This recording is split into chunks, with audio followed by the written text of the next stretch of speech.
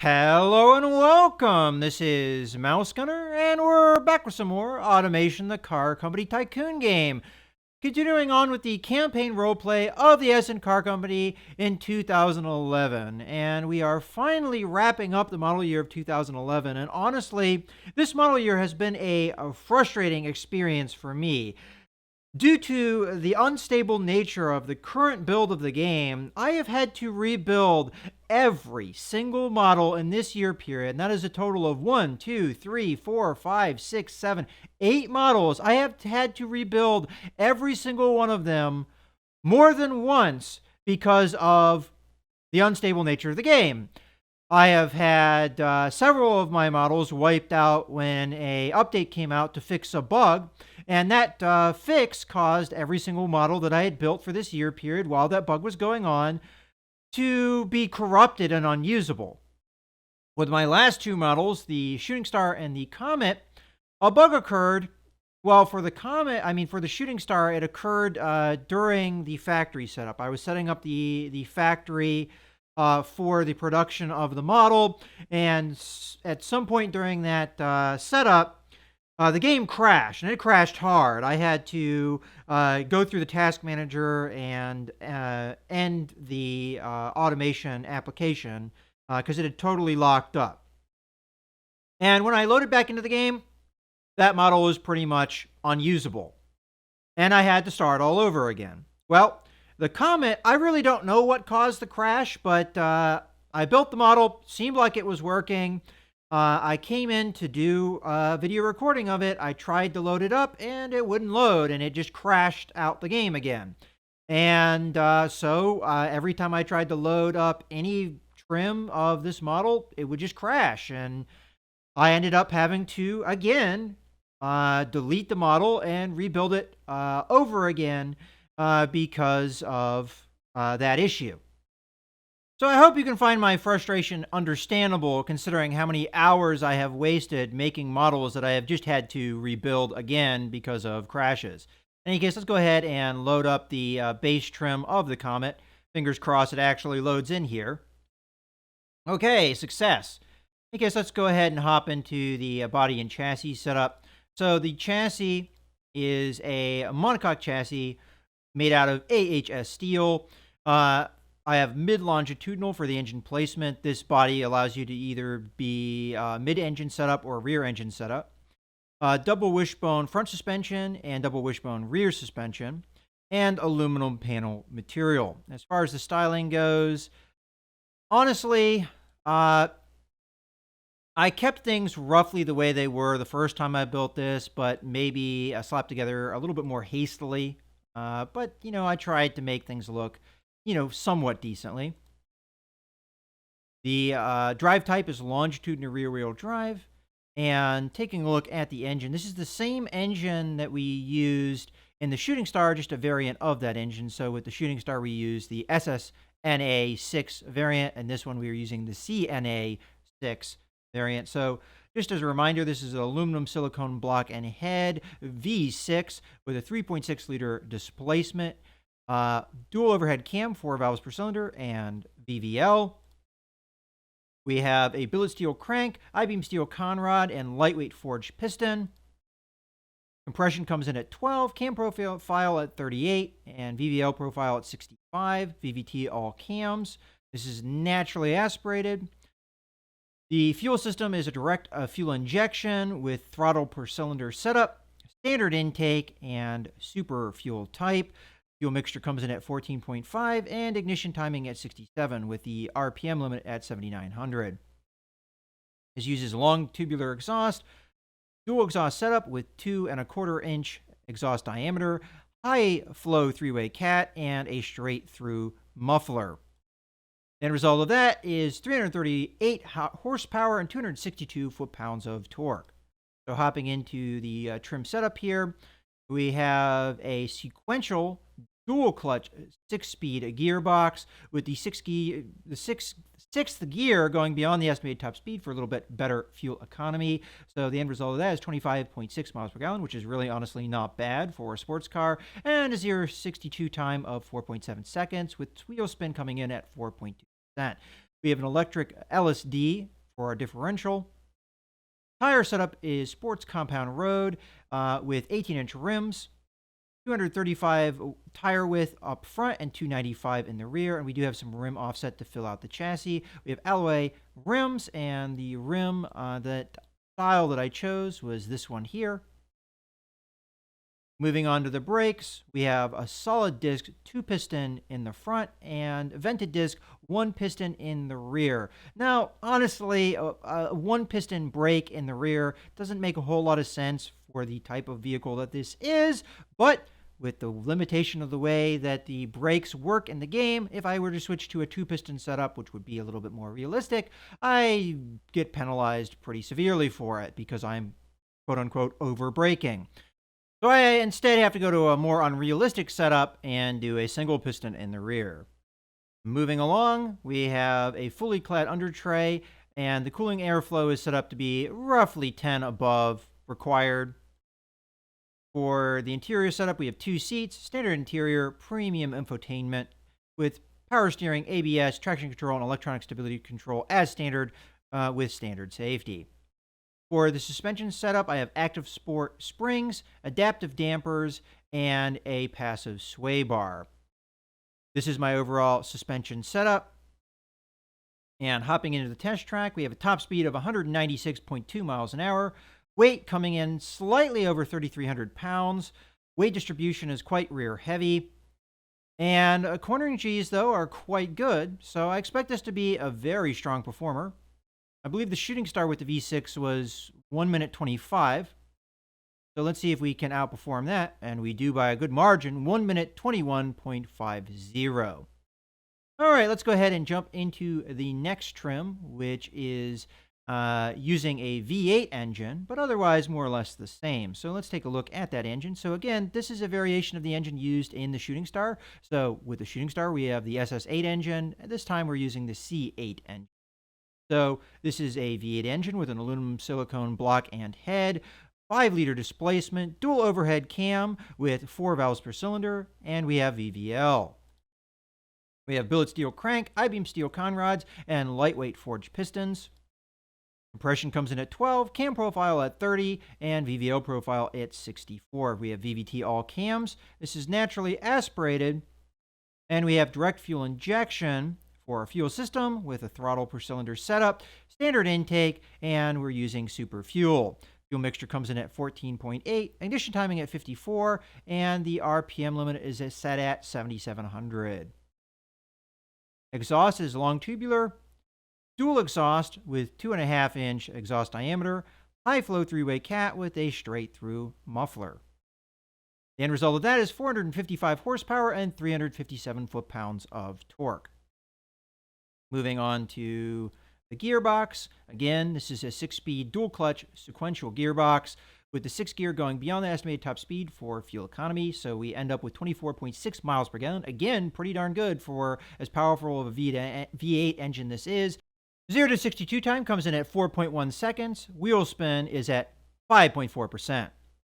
Tire setup remains the same, as does the brake setup for the most part. The cooling airflow has gone up because of the increase of the required cooling air. The interior remains the same, and the suspension is still active sport adaptive passive sway bar, just with slightly tweaked setup here because of the increase in weight. Moving on to the test track, we have a top speed of 218.6 miles an hour. Weight comes in at a little under 3,500 pounds. We're still pretty rear heavy, even more so now. Cornering Gs are a little bit worse, but the increase in, or I guess decrease in time to reach 0 to 62, and the increase in the top speed, I expect this to be a stronger performer as far as track time goes. And that is indeed the case. We are reducing it by more than 2 seconds overall. Okay, we have one more trim to look at, and that is the premium trim. And taking a look at the gearbox. So again, 6 gear going beyond that estimated top speed for increased fuel economy. 24.6 miles per gallon, which is, I think, exactly the same as the other V8 trim. 0 to 62 time is at 4.1 seconds. I did make the spacing a little bit more aggressive to keep that 0 to 62 time equal, as it was slower naturally. And we have a wheel spin at 5.5% now. The tire setup remains the same, as does the brake setup for the most part. The cooling airflow should be the same as well. The interior is where we have a little bit of difference. So we have a premium interior as well as the addition of launch control. Suspension should be roughly what it was with the other V8 trim. And if we hop onto the test track, we have a top speed of 218.5 miles an hour. Weight is now above 3,500 pounds. Weight distribution is, I think, not quite as rear heavy as it was before, but it's very slight, the difference here. Corning G's doesn't seem like it's changed all that much either. So let's go ahead and get a track time. I expect this to be slightly slower, but probably not too different. So we have, yeah, a very slight difference between the two trims. I think I was able to minimize the difference between the two trims. And it doesn't seem like the weight was all that different either, maybe 30 pounds roughly. Okay, I'm not going to do the other two tabs, as that is where I have, or actually other three tabs, as that is where I've encountered a lot of my issues with crashes, so I didn't even bother setting that stuff up. Let's go ahead and go directly into the comparison, and I'm only going to really compare one of our models, and that is the Shooting Star for this year period. So as far as drivability goes, for the most part, the Comet is a little bit more drivable than the Shooting Star here, with the premium trim being the only one that really outperforms any of the trims of the Comet. Now, sportiness here is where we're really, looking to do well with this model. So it's no real surprise that this is their strongest performer, and it outperforms the Shooting Star by a pretty significant margin. But this is supposed to be a high performance, very much sports car, which this is mostly supposed to be just a muscle car that, travels in a straight line with a decent amount of speed. So not really as strong handling as the Comet is, although the Comet does overall have more power as well.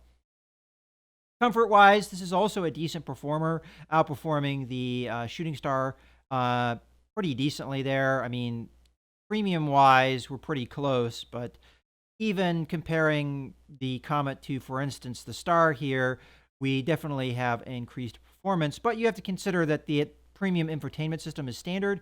Now, another model that we have that being the case is the Orbit here, and we see comfort-wise, this doesn't perform quite as well as the Orbit does. Now, the Orbit doesn't have a true premium trim, but every trim has a premium infotainment system. So comparing like to like, we do have a stronger performer here in the Orbit. Now, prestige-wise, this again is a pretty darn strong performer, outperforming the Shooting Star, which I think was our next best. I would say Constellation was probably another one that did pretty well. Yeah. So previously, it seems like, at least with its strongest performance out of the Sport Premium, that this was our previous strong performer, and our Comet is now outperforming there. And I honestly think that's an area that the Comet needs to do well in, so that's good to see. Safety-wise, though, this is not a very strong performer, and I think probably the only other model that does worse. As a matter of fact, even the Asteroid does better. So this is our least safe model I think we've so far built. Yeah, I think so. Let's just open the Luna up. That might be another... Okay, no, it's not quite as unsafe as the Luna, but the Luna is a very small car that doesn't weigh a whole lot, so that's not too surprising. Now, as far as practicality goes, this is honestly our weakest performer by a very large margin. It used to be the Shooting Star was our weakest performer, but now this is by, as I said, significant margin. And again, that makes sense. This is a no-compromise sports car. Off-road ability is pretty weak here, but it does better than the Luna, for instance. Utility is another thing that it's not really that strong of a performer, but it doesn't do too bad. I mean, it outperforms the Star here. Couldn't tell you exactly why. You wouldn't think that there would be much load-bearing capacity. Maybe just through sheer power it gives it utility, because in theory, if you hooked up a trailer, I guess it could haul things better than a Star could, but Realistically here, you wouldn't expect a sports car to do that. Reliability-wise, though, I think this is one of our least reliable cars, Constellation being right behind that and some of the Orbit trims being close to that as well. So this is our least reliable model so far. I think that's not too surprising. This is a push it to the limits, no compromise sports car. So, again, now fuel economy wise, though, this is a really good performer. And I think the Comet has historically been a strong performer as far as fuel economy goes. We have never designed it for that to be the case, but it does indeed do that. I mean, it outperforms the Constellation for the most part, equaling its best performers and outdoing it in some regards. I mean, these are V8s doing better than V6s. And if we were to look at, for instance, the Shooting Star, at the Shooting Star's best, matches the Comet's worst. So the Comet, even though it has more power, is outperforming the Shooting Star. Now, it does way less, so that is in its favor.